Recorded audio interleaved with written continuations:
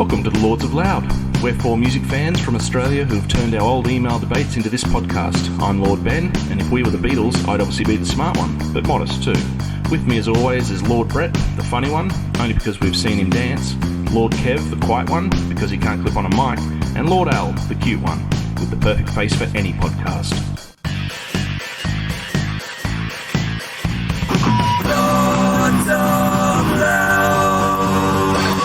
And welcome back to the Lords of Loud. Thank you very much for joining us again on another exciting episode. And again, we're still in lockdown. Kev, that cough. Jeez, have you been tested? I think it's getting worse. Have you had one of the Abbott tests or one of the... You haven't been... What about hydroxychloroquine? You haven't been taking that, Kev? Yeah. That's the only thing. I've been drinking that daily. Daily? Bleach? You've been trying a bit of bleach in there? You've been out in the sun trying to get... I found a way to put it into the body. Yeah, inject it. Just inject it straight into the veins. Yeah. Right. A lot of these doctors and scientists, technology people, they don't know that you can simply put it into the body. Yeah. We tried that. Just inject it straight in. Yeah. All right. Well, tonight's episode is titled Mashups. Now, Al is going to lead this one. And I'm looking forward to this myself. I'm not sure exactly what it entails, but before we get into this mashup episode, we have to, of course, do the couple of segments that people tune in for, and that is Album of the Week and our sponsor this week. And again, this week, I've got an Album of the Week, and this is the album by Billy Strings, and the album's called Home. And this is a modern bluegrass album, and this kid, I tell you what, and I call him a kid because he's like 28 years old, this kid can play guitar. This is an insane multi-instrumentalist, plays mandolin, banjo, guitars, and accordion. One of the doesn't play accordion, funnily enough, but one of the best flat pickers I've ever come across. He's incredible. Got a voice that sounds like came straight out of the 50s country scene, and I don't know. I can't recommend this album enough. This is his second. I'm intrigued. I think it's his second full length studio album. Piece of music dropped into this as we're hearing this intro. That would be great. This guy is incredible. I encourage you to listen to the album, but check him out. This is the kind of artist you need to see on YouTube performing, like just to see his guitar work and whatever. So if you're a fan of bluegrass, if you're a fan of that sort of roots music, if you're a fan of just incredible technical, guitar players, this is some stuff you need to really check out. So I encourage you to go out, check out Billy Strings, his new album, Home. I want to say his new album. I think it came out. I think it did come out this year. I could be wrong, but it might have been late last year. I think it was late. I think it was late last year with all the corona. But check it out. Do yourself a favor. She said, "Stay on track. Don't let me see you looking back. Never mind what's left behind, and don't look back. Don't look back."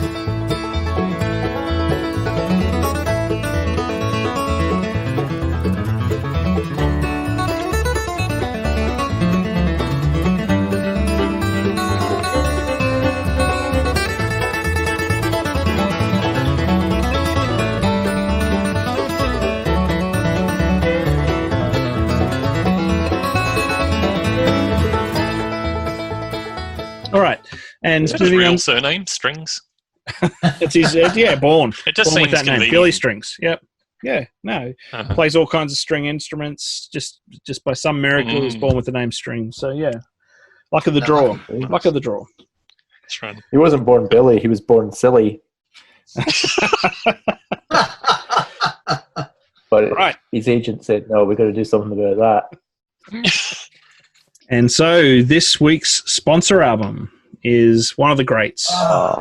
And this is probably one of the most inappropriate album covers I've ever seen in my life. And this is Vera Lynn's Hits of the Blitz. And, I mean, if the name isn't bad enough, Hits of the Blitz. She's literally on the cover, sitting on a pile of rubble of a building that has been hit by a German bomb during the Blitz. And, taking full advantage of that. For the cover of her album, Hits of the Blitz. And, of course, Vera Lynn, the voice that got all good soldiers through World War II. She does lots of great things here. The White Cliffs of Dover. Who's Taking Me Home Tonight? Wish Me Luck. Yeah, some classics on that. But check out those ankles. Huh? Yeah, I just think that you wouldn't get away with that these days. You'd have to be a little more sensitive to trauma like that. But do yourself a favor, go out and check out a copy of Vera Lynn's Hits of the Blitz. Yeah, I can't really see it working these days. Like it'd be "I'm in Heaven" after 9/11. The songs that got you through. No, but you make a good point. I mean, seriously, you imagine an artist sitting up on top of some rubble from 9/11 and making an album out of that. I mean, that's crazy. I mean, she basically built her career out of World War II. Anyway, this was released in 1962, 17 years after the end of World War II. So, we're not talking decades after, and this is some parody. This was a legitimate, So did they have to re-blitz Britain to get that shot? I don't think all of it took a long time to rebuild Britain, and guess what? 17 years later, there were still buildings, in rubble like the one she's sitting on. This was a building they didn't rebuild. They didn't rebuild it specifically so they could get the album cover they wanted. But this is how gratuitous this is. They've actually obviously planted a smoke bomb. Yeah, that's right. To create smoke around this rubble site to make it look like it's literally just been bombed, and Vera has been placed there. Oh, look how brave I am. I'm right in the middle of the bomb site, and I'm still singing you the hits of the Blitz. I'm more impressed that she appears to be chewing on Adolf Hitler's testicle. I mean, that's really well done. Yeah. Maybe it's his, maybe it's a remake. There you go. And just to mention, that's with Tony Osborne and his orchestra as well. So shout out to Tony, one of our favourite orchestral directors there. So, all right. Anyway, on to tonight's episode. Al, I believe you're going to play us through tonight's episode. I am. So the topic tonight is mashups. So hands up, who knows what a mashup is? Well, how about you explain it in your context, Al? Because I think we all have a basic understanding of it. But as a podcast option, putting hands up to show answers to questions. That's right. Yeah. Let's assume there's a few people with their hands up and just maybe answer for those people. Some hands up, some hands down. Who knows? Okay.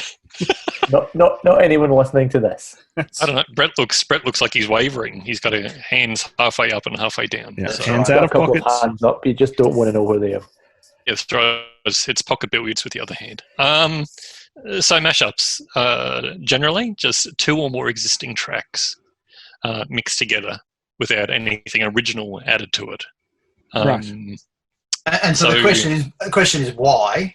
Why? Why would you do Why it? not? Why not? And are these things you've created, Al, or are these? No. These are famous mashups of existing. I don't know if I'd call them famous. I think we'll just look at some examples of mashups. So, and obviously some are better than others. Sure. We'll see what you guys think. A lot can depend on, I guess, how well it's done, but then also how much you love the original songs, and can you stand hearing something done to them? Okay. So they're not remixes, they're not sampling, and they're not medleys like Jive Bunny. It's a horrible mutation. Yes. Often it's you take the instrumental track of one song, you take the vocal track of another, and you put them together. It's like that time they put an ear on the back of a mouse. Thing. Exactly. Wow. I'm so looking forward to that. Let's have a listen to the first mouse. All right.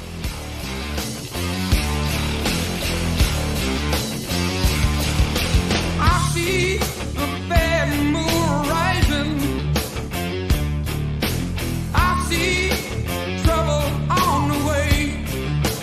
that actually works quite well. I like I that. see earthquakes and lightning. I see bad Big classic towns song. today.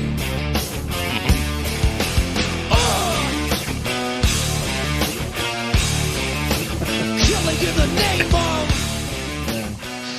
So there we've got Rage Against the Machine and Creedence Clearwater Revival. Yeah. So Two that very unlikely particular partners. yes. So that particular one was done by someone called Pixel Shift. Wow. So some of these mashups, I mean, that's a beautiful thing. It's mostly done on YouTube, so anyone can do it. And some are well known, and some are DJs. Some tend to work the side of things, and they've then gone on to career, for video production. And yeah, but it can just be, I've got an idea, hop on, mash those two songs together. So Which is the tragedy of it, right? That anyone can do it, unfortunately. yes.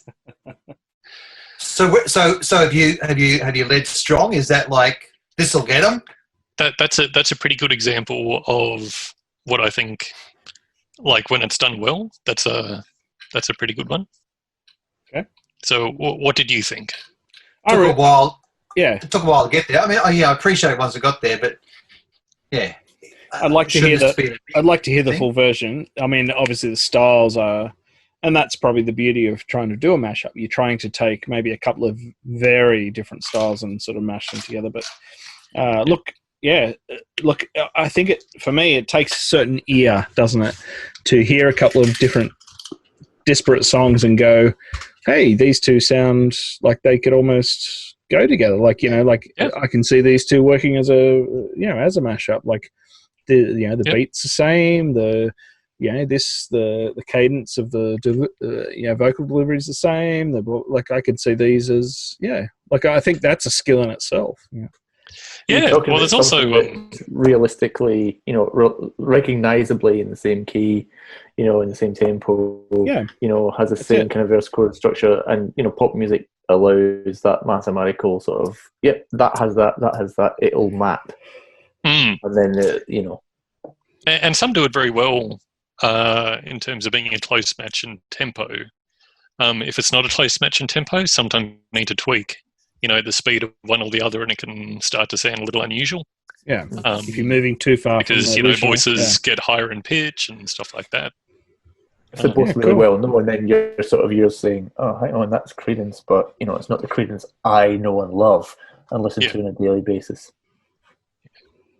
All right. So, have a listen to this this next one. It's like that one was just 2 bands. This one aims to do 4. 4 bands, Jesus.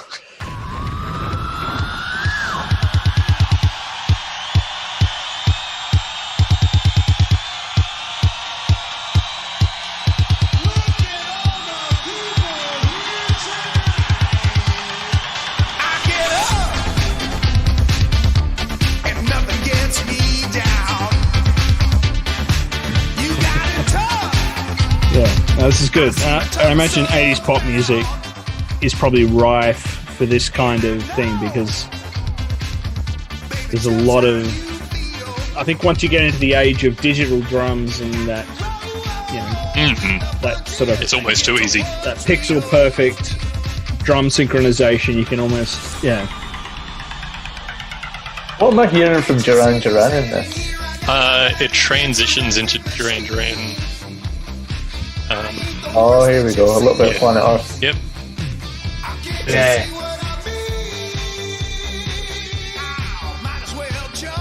And the Tears of Fears part comes a bit later. I mean, it's a great film clip. Just it's a it's trip cool. down memory lane of the 80s. Loving the film trip. Yeah, that's my favourite part.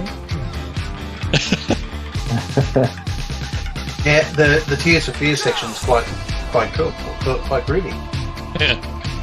So there is skill in looking at different artists and going and then throwing them together. I can imagine it would be really interesting to take like some good artists and go, can you mix them with like a bad one like Meatloaf? So can you take just well, meat goes with anything, right? As you know. Spoken like a true vegetarian then. So that one was by Wax Audio, but he also has re-released all his stuff under his real name, Tom Compagnoni. Sorry, that's my extremely poor Italian. Brother, you speak that well. What always fascinates me about, there you go. yeah, but Mr. this is Mushroom. what fascinates me about this stuff is that these people have so much time on their hands to do this shit. Like, seriously. Yeah. Well, that's the thing. He's gone into serious video production now. He does proper, he's got a proper job doing, fancy video editing. But I'm sure people love to do this, but it takes so much dedication, so much time, and meticulous detail level attention to detail to get in there and match all this stuff up, and especially with video, but it's if only they could use their forces for good, I guess is what I'm saying. Surely that would be the easy part, Alan. I mean, the video is just visuals that kind of you put together from 4 other videos, but yeah, to an extent. I mean, this one is a little more involved in that it is taking stuff that's not just the original 4 film clips. It's piecing in other bits together, and like when there's the New Order drum fill, to then dick around with the drummer from Van Halen, make that drum fill work. Okay. There's not a huge amount of art, but I wouldn't want to try it myself. That's right. Sorry. This isn't. You're right. I mean, it's art, but it's not. It's not like. It's not as great as like 4 guys sitting around talking about music on a podcast for a couple of years. Is it? Exactly. No. I mean, you're right. Yeah. I mean, it's far below that. Right. Okay. Hit us with another one, Al. You might convince us yet. All right. Well, I mean, I'm just showing you the good so far. So let's try an example where. Oh, well, I'd love to stay with the good. I don't know. We need to go to the bad, but no. You've got to try. If this is good, let's keep it up. I can't just try the next one. Yeah, if this is try this one. This one is aiming for let's see, 5 bands. 5 bands. Wow. Okay. Yeah. I mean, I always just thought a mashup was 2 bands, but here we go. Jesus Christ. Oh, together at last. Ow! That's it. Together at last. Cypress Hill and the Beatles. Mm-hmm. Yeah, but when the Beatles kick in. Oh dear. Yeah.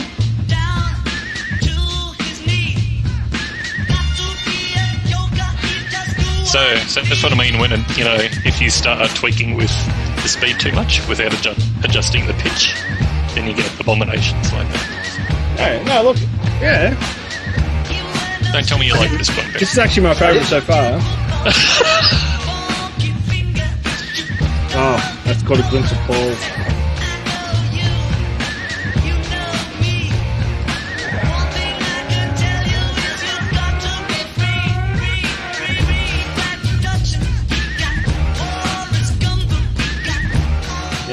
Okay. But, okay, so let me put there's I'm going to say there's definitely a talent in piecing together these things. The people obviously have an eye for, or an eye, certainly don't have an eye for, an ear for music. All right, they have an ear for music. They can understand melodic structure. They can understand a beat and beats per minute, etc. What songs might match, blah blah. Chord sequence. Yeah, there's a lot of technicality that goes behind this. Why are these guys why are they wasting time doing mashups? Why aren't they taking samples from this band and that band and actually creating their own new music? Like that's the thing that I guess always fascinates me with this. Like, this must take them hours and hours, like countless hours to piece together these mashups. Why aren't they just going, oh, I love that sample, I love that little vocal hook, I love this. I think the answer's in the question. Build something unique. People they can will actually listen. release. They can release. People will listen to Joan Jett plus Cypress Hill, they're all well-known names. If they go out and they say, oh, here's my new record, it's got a sample of this, a sample of that, and we're trying to do something creative and new, I can understand why. It's the same reason a band would go and play covers. I get that, but I get that. But if you're a cover band, yes, you're making money in your local pub or club or whatever. I'm saying these people have a talent to mix this stuff together. There's no shame in taking a sample from this artist and that artist and creating something unique that's actually your own product and actually selling it. Well, I guess it totally is. Well, in one extreme, like the ultimate mashup is probably DJ Shadow on Introducing. Like the entire album was the first ever completely sampled album. Yeah. There was no original music on there at all. If you listen to it, you go, "This is phenomenal." It is. He's created something bigger than any of the songs by themselves. It's certainly unique. So it can be done, and that's a very, extreme version of it. I guess these are kind of like, So the when light does it? version. So the question is then, what is the barrier between it being just a mashup between well-known songs and it being, like you say with DJ Shadow, being samples where he's actually doing something? Yes, it's samples clearly, but he's doing something unique. I mean, I think that's as far as a pretty clear to musical define. expression, That's pretty clear to define. I mean, in one, you're deliberately making it sound like you can still hear the original songs, hence the mash, I guess. Yeah. Whereas in another, you're trying to create something unique and new out of tiny component parts that existed in another life. Sure, It but that doesn't okay. sound like Let's think what it about did someone. before. Let's think about one of the. I don't know, I'm going to say. Oh, I'm not going to say the first mashup artist, but let's go back to the late '80s and go with something like Jive Bunny, who mashed up a bunch of '50s, '60s Oh, yes. clips. Right. That's clearly those songs. You're hearing them as the original songs, but it was released. Their release was a 5-minute song of those, essentially the mashups between those songs. There has to be a so line. much mashups. Yeah, There they has were to be a slightly line. There different. has to be a line where you. They were run together, weren't they? They were It was a blended medley. in. Yeah, it was a medley. But backbeat Yeah, it was a went in, medley. and it was this song. I mean, there was a I get that. It was a famous one in medley. the UK. There was But there must Grease be thing. a line where you cross between I can recognize this song as its original, and I can recognize, I know that bass line, but that guitar riff over the top, I don't. Yeah, that's from something totally different. Like that. I don't think in the mashup I feel like they're actually I feel like taking there's a component range parts. there. I don't think they're taking the component parts. I think No. they're putting the one song in with another song. I don't think they're taking a track. Sure. They maybe. So you're saying the difference with a mashup is that you're not trying to hide that this is you're out there Absolutely. explicitly saying No. this is from this song, this is from this song. I'm not trying to hide it. This is what it is. That's where you get the kicks from. Yeah, that By just going, happens to me. that It one happens and to that me. one. Yeah. Okay. Cool. Yeah. So, like with the Rage Against the Machine and Creedence, you go, there's no way a sane person would put those together ordinarily. No, and I agree. So basically, what you're saying is they're mentally challenged. That's right. Yeah. Okay. But I take the point, Ben's point, which is, you just go a little bit further and you got the avalanches, right? Yeah, there's a point where it becomes a new song. If you keep. Yeah. But usually that taking point little is bits. where you can't recognize the original song, where you go, oh, that's a sample from. And that's really a different word. Well, I mean, I don't think it's necessary that you can't recognize where the samples are from, because there are some people that would be phenomenally good at it. Absolutely. But it's And not say, the full song that that song you're- has these 14 samples, and I know where they're all from. So it's not the that you're not recognizing anything. I think it's like you said, Kev. It's the mashup seems to me to be all about the recognition Of both. of two distinct songs. In wholest, in their complete form. Yeah. Hmm. Okay, so like I said before, it can often be the two artists that you don't automatically think would go together. So Wax Audio before. He's also done ones for Lady Gaga and Judas Priest. Guns N' Roses and Stevie Wonder. Natural companions. Yes, exactly. So He's not really stretching himself there, is he? Like Lady Gaga, you know. There's one by another guy. Go with anybody.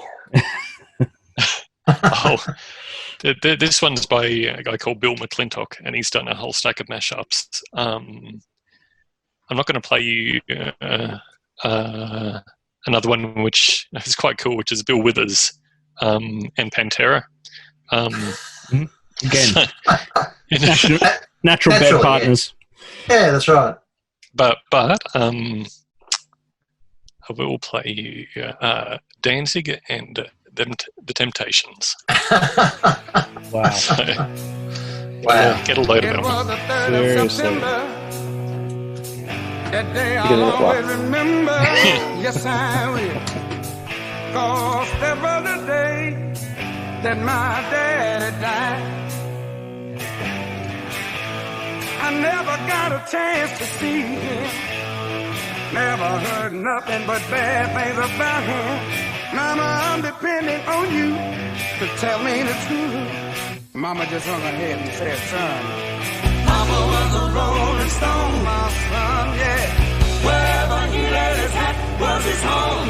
And when he died, oh, he left us alone. Yes, this actually works quite well. And this is, for the audience, this is later day Temptations. So, The pink Yep. tuxedos. You know, I just got to throw in here and say that riff, in the context of let's mash things together, it's basically Don't Fear the Reaper, isn't it? So Bit of Blue why Oyster are we not throwing it? Why are we not throwing the cult in there? yeah, a bit of cowbell. just- Where's the cowbell? That's all it would take. That's what I don't know. Where's Well, the I think- cowbell? Tell me Reaper can't squat on that like a giant toad.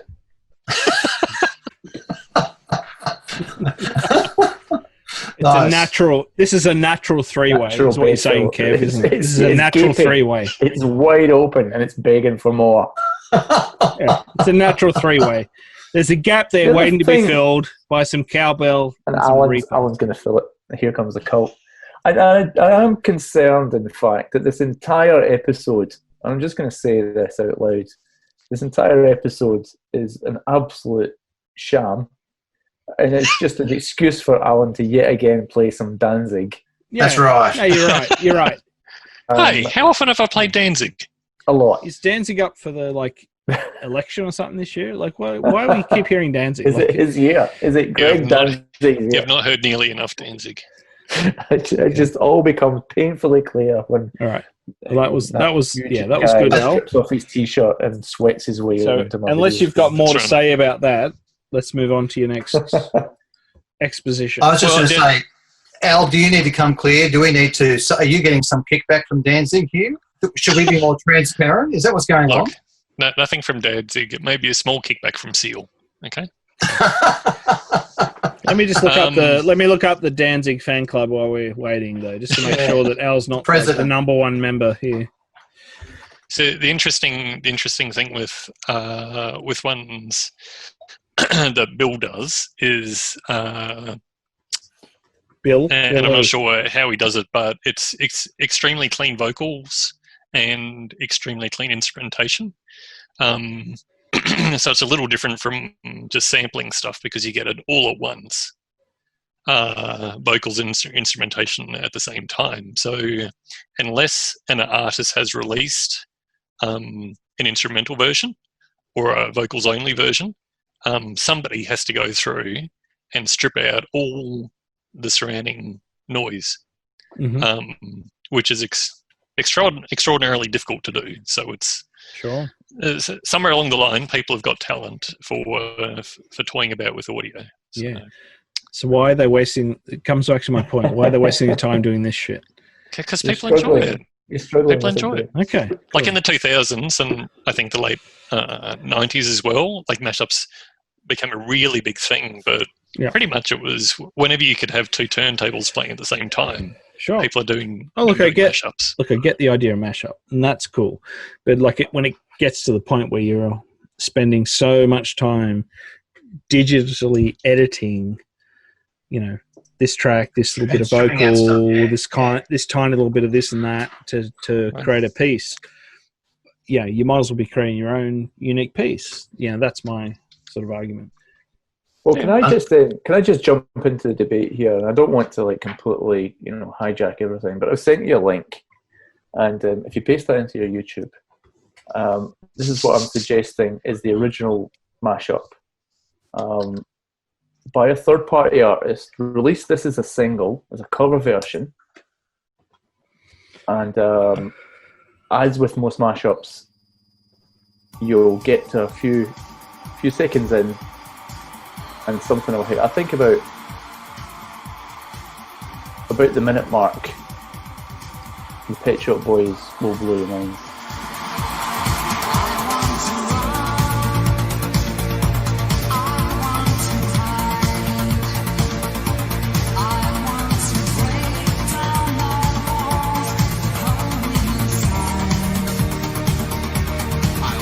So why isn't this just a cover? It is just a cover. Well, Isn't no, it, because Kev? no, I think that Yeah. around I agree. I mean, the break version, they're not doing anything. it goes straight into Take this beyond a cover, I don't know. Nice try, Kev, but I think you get thumbs down on that one. Yeah, they've laid it. They've laid a drum beat. They've laid the copyright I think Pet Shop I might have Boys sent you drum the beat wrong on link there, and now all of a sudden it's a new artwork. I mean, come on. No, I've sent you the wrong link. Oh, you definitely sent us the wrong link. There was a song Anyway. that went up in the charts, and I Let's don't go want back to regular completely programming, Val.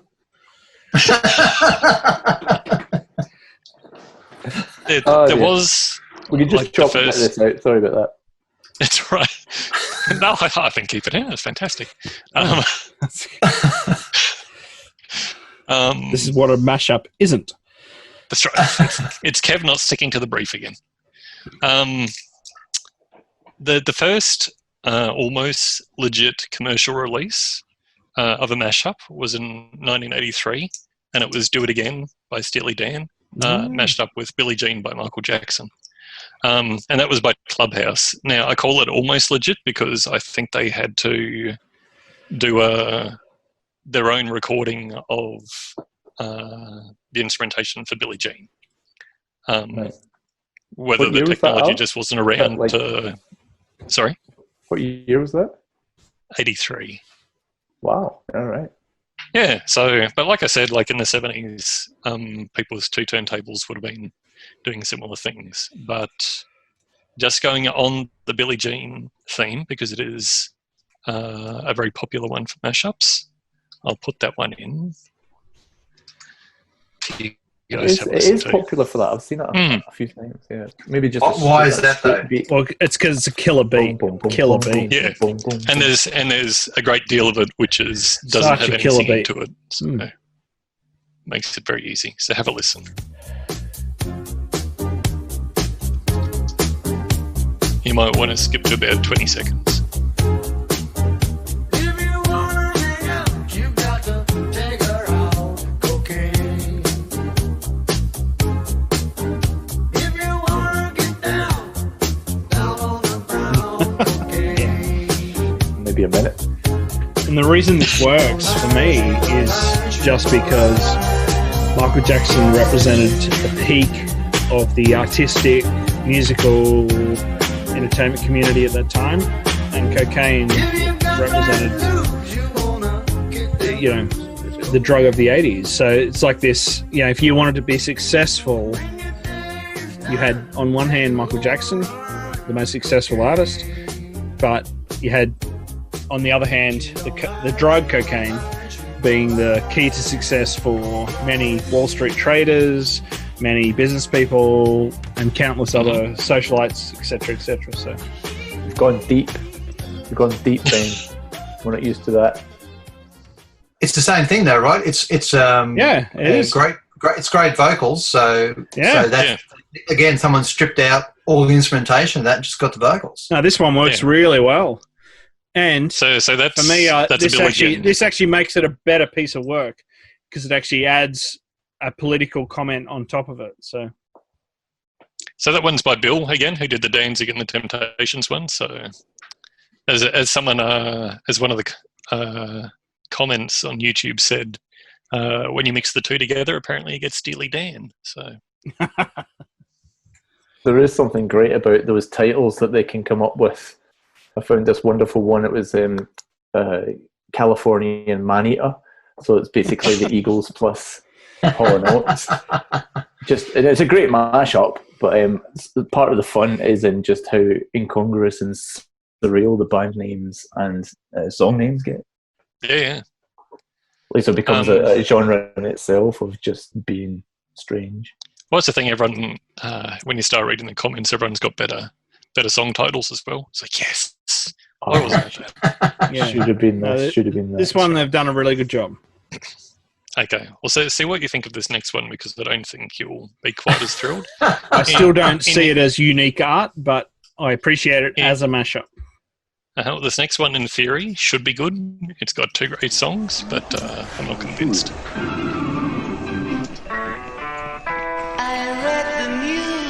Oh dear. Oh, Big Al, 404. About a lucky man who made the grade. And though the news was rather sad, God. well, I just had to laugh. Yeah. That one sort of died, didn't it?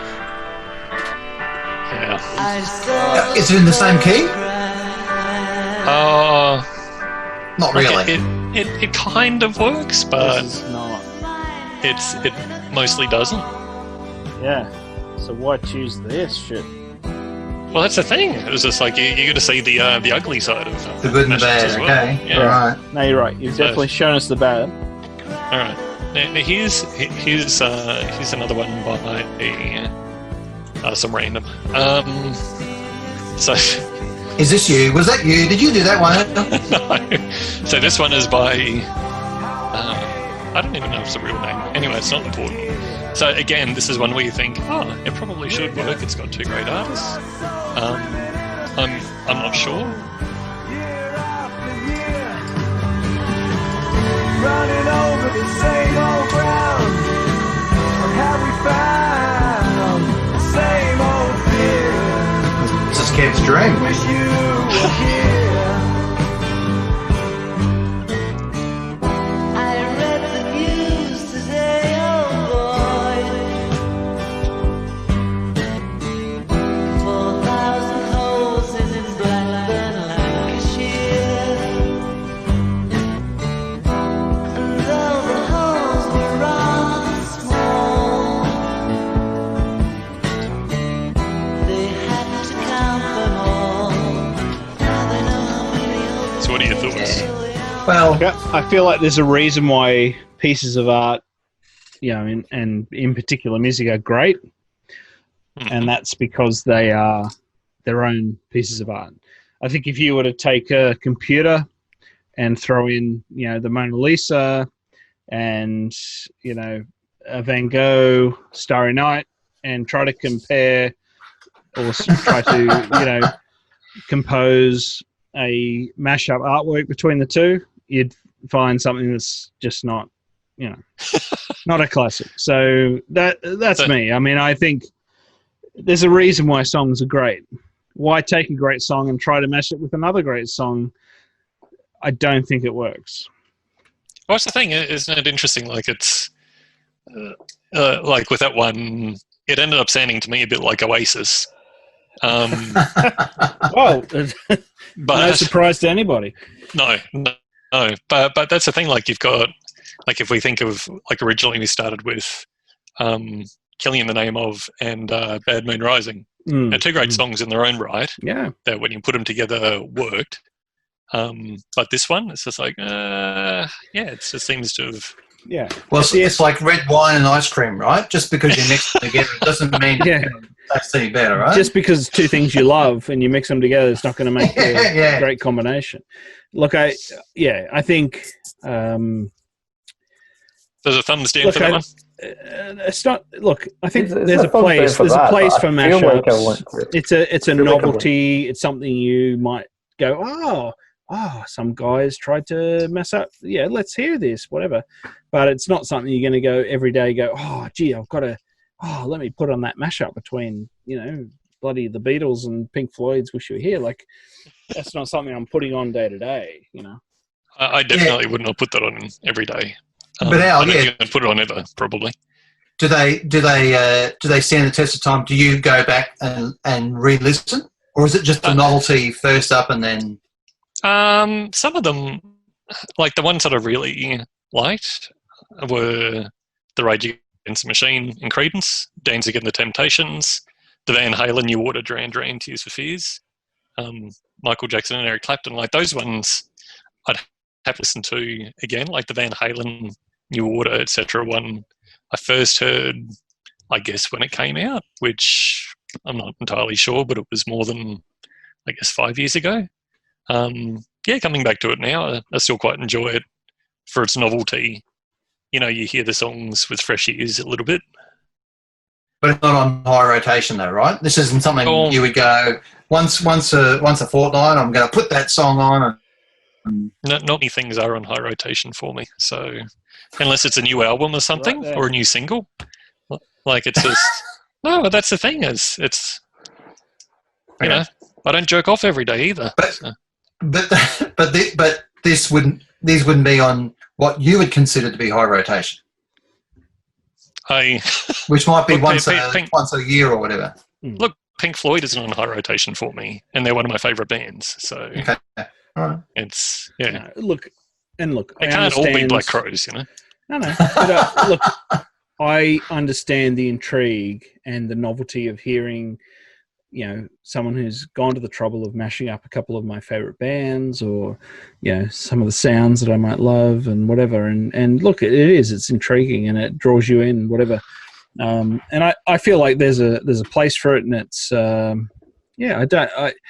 don't see that it's. Like, what I always wonder is why these people don't, like, there's obviously a skill involved, and I wonder why these people haven't taken that skill to the next level and tried to create their own unique material. Because look at it this way. The last 20, 30 years really has shown that there is a pathway for people to take samples, to take other people's work, and mash it together, so to speak, and create their own unique artwork and it be a valid art form. So, it's not like it's a pariah's, art form. Like it's legitimate. You can take a sample from this, and you can take that, and you can add something of your own. You can create something unique, and people will actually appreciate it. Yeah, but I don't think these people are trying to do something that is anything larger than what they're set up as. Like, you've got parody bands, you've got novelty bands, you've got bands playing as cover versions. So I think there's an understanding, just by putting this out there, maybe something you do in your spare time while you've got projects you do on the side. It's clearly just something that people find fun to do, and it probably gets lots of views. There's probably people making, influencer careers out of doing this really well as well. Yeah, that's right. And not everyone has those pure aspirations. You know what I mean? Like, if you think back in the way that people used to paint art, it was basically done on an entire career of copyism, and let's just keep making versions of this painting and that painting until we come up with something that's our own. So it's not a new concept in that sense, but I am just loving how much there is of this stuff. Having been on YouTube just while we're chatting, I've found such wonderful things as Mariah Manson, All I Want for Christmas Is the Beautiful People. Mariah Carey smashed, there's a lot of great stuff up there. See, I've got to hear that. And a lot of fun. A lot of fun being had just creating it for its own right. Yeah. Look, there's definitely it's a lot the of chance fun. to piggyback on the success of the other artists and get people clicking your channel as well. Yeah, and I think it's a lot of fun. And some of the things you've showed us tonight, I actually think, wow, they've done an incredible job there.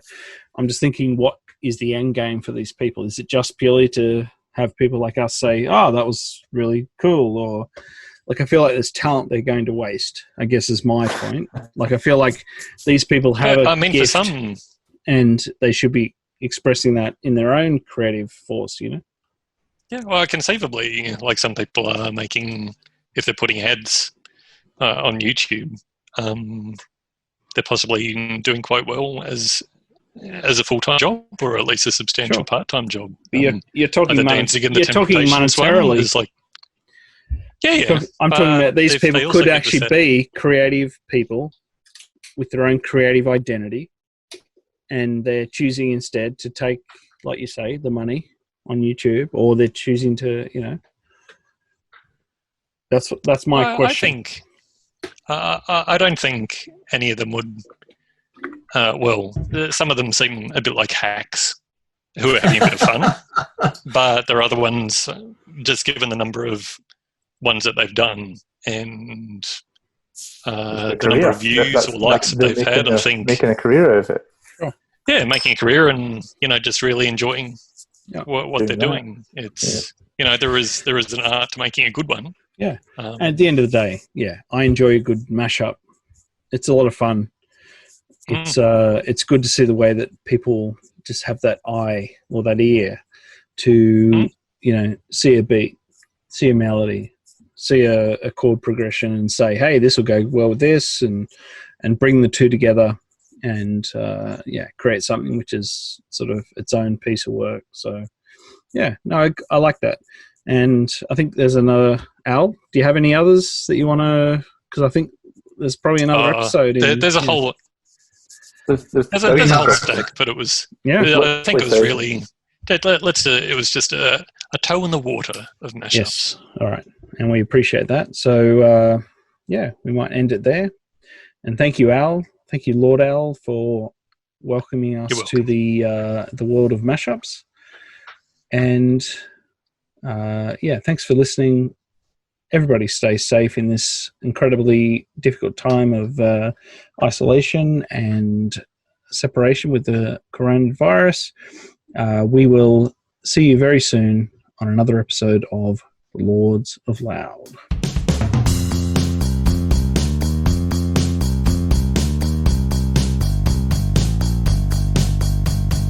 And don't forget to check out our website, lordsofloud.com. And also find us on Instagram and Facebook, both at Lords of Loud. Thanks for listening.